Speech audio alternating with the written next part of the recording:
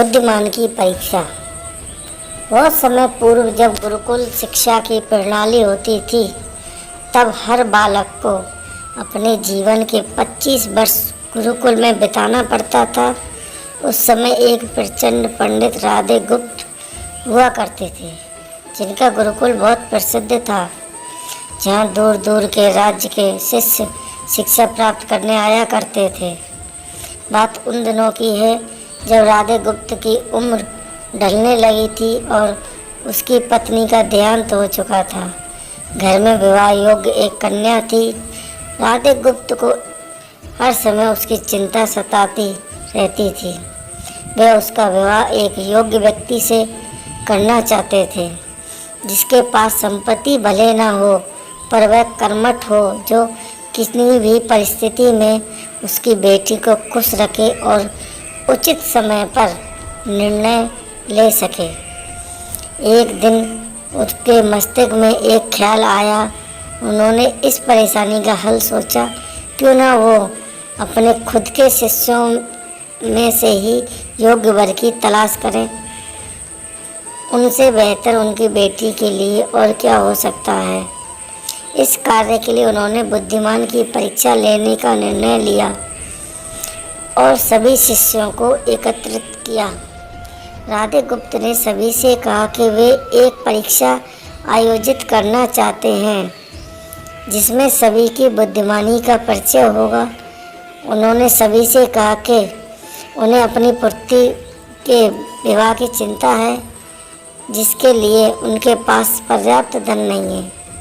इसलिए वे चाहते हैं कि उनके शिष्य विवाह में लगने वाली सभी सामग्री कैसे भी करके एकत्रित करें। भले उनके लिए उन्हें चोरी का रास्ता चुनना पड़े, लेकिन उन्हें चोरी करता कोई भी देख ना सके। इसी एक शर्त का पालन सभी को करना है। अगले दिन से सभी शिष्य कार्य में जुट गए। रोजाना कोई न कोई तरह तरह की वस्तुएं चुरा कर लाता और राधे गुप्त को दे देता। राधे गुप्त उन्हें एक विशेष स्थान पर रख देते, क्योंकि परीक्षा के बाद यह सभी वस्तुएं उनके मालिक को वापस करना जरूरी था, क्योंकि वे अपने शिष्य को सही ज्ञान देना चाहते थे, ना कि चोरी कराना। सभी शिष्य अपने अपने दिमाग से कार्य कर रहे थे, लेकिन इनमें से एक चुपचाप गुरुकुल में बैठा हुआ था, जिनका नाम रामास्वामी था। वह राधे गुप्त का सबसे करीबी और होनहार छात्र था। उसे ऐसे बैठे देख राधे गुप्त ने इसका कारण पूछा।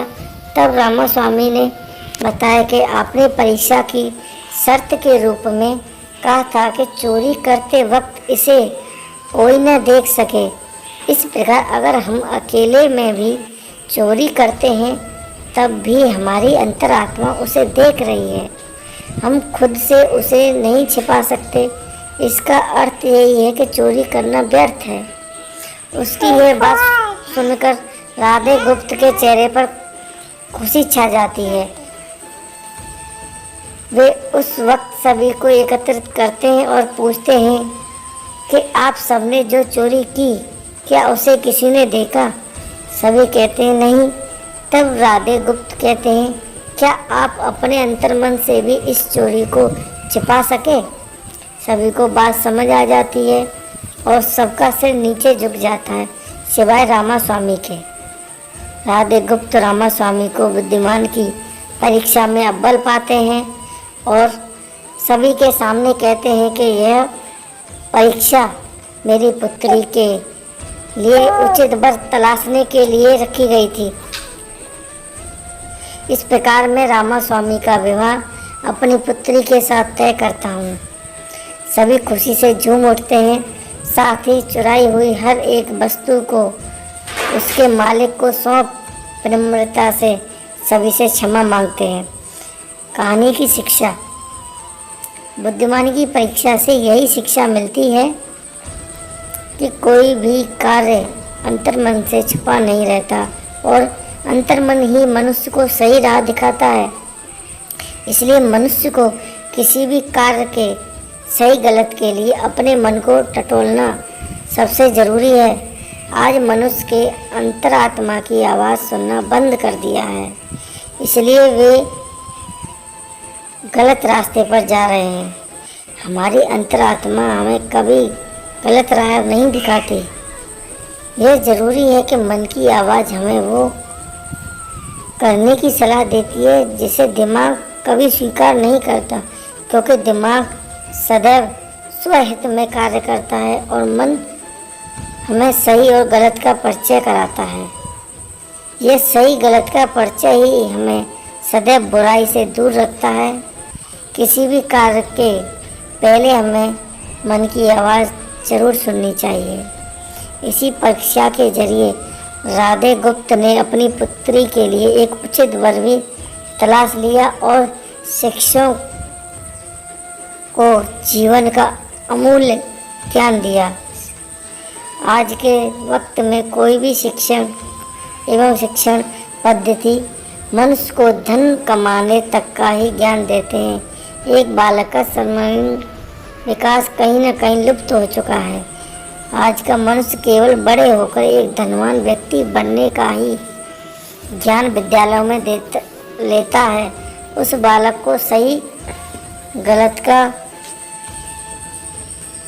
बोध कराने का दायित्व कोई भी नहीं लेता, क्योंकि उसके माता पिता भी आज के दौर में बस पैसा कमाने में लगे रहते हैं और शिक्षक भी केवल किताबी ज्ञान देकर अपने दायित्व से मुख मोड़ लेते हैं। ऐसे में ये छोटी छोटी कहानियाँ व्यक्ति को सही गलत सिखाने में अहम भूमिका निभाती हैं, लेकिन आजकल इसके लिए भी वक्त मिलना मुश्किल है।